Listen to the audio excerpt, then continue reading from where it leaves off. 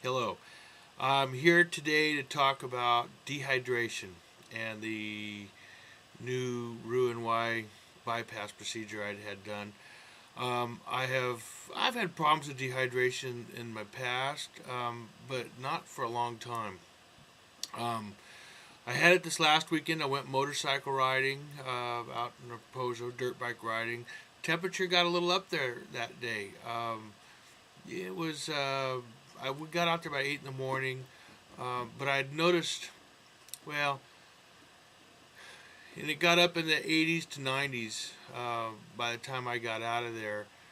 Um, and you're wearing the helmet and the boots and heavy pants and jacket and everything, and you're out in that kind of temperature. Um, but I think the dehydration had been slowly building. I had noticed that week prior that my urine was getting a little dark. Um, and, I've been trying to drink all the water, they said, but I think I do a lot more out in the sun. And so I probably needed more water. The consequences were drastic. I actually was out riding and just lost all of my strength. And basically rode up to some people and asked them to grab my motorcycle, and I just fell off the motorcycle onto the ground. And of course, they were scared to death. Some of my symptoms were tingling all over my face and tingling on my arms and across my chest. No strength at all. Um, Dizzy, was pretty dizzy. Couldn't stand up, couldn't walk a straight line. So it was pretty severe. So I'm now going to really watch the water.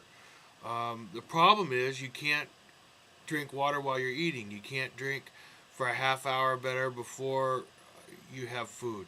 You can't drink for a while after you have food. So it kind of cuts down on the amount of times you can be drinking water. Um,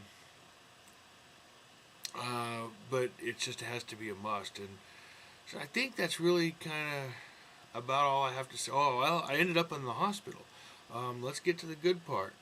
Um, so Sunday afternoon, which is when I was riding that day, some complete strangers helped me get my motorcycle back in my truck, and one of the guys drove my truck, and they drove me home. I couldn't even drive home, anything, and got home drinking water. I felt pretty good. So I started drinking down a bunch of water Sunday afternoon. Well, that wasn't enough. Sunday morning, started drinking water again, but I headed out, was driving to work about 8:30 in the morning or so, and heading over down one of our local roads, and boy, that tingling all came back. Tingling on my face, tingling on my arms, and I could tell I wasn't feeling right. Also, my speech was a little slurred. Some of the words didn't come out right. So I said, man, I need to go to the hospital. So I went to the hospital, and I told them what the symptoms were. They said, well, it kind of sounds like dehydration, but riding dirt bikes might have hit my head.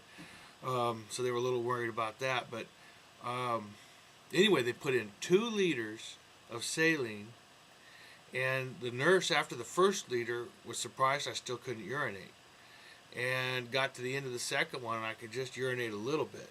Well, that was about 10, 11 o'clock in the morning on Monday morning.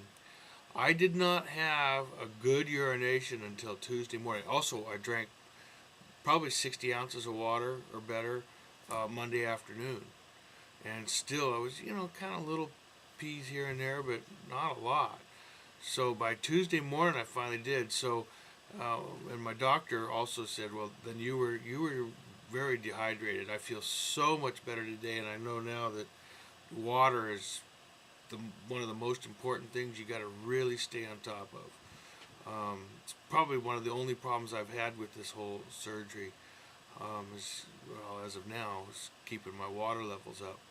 But yeah, after they put the saline in me, I weighed 4 pounds more than I did that morning.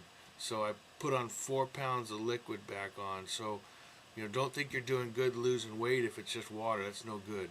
So anyway, that's dehydration and the ROUX-EN-Y bypass. Talk to you later. Bye.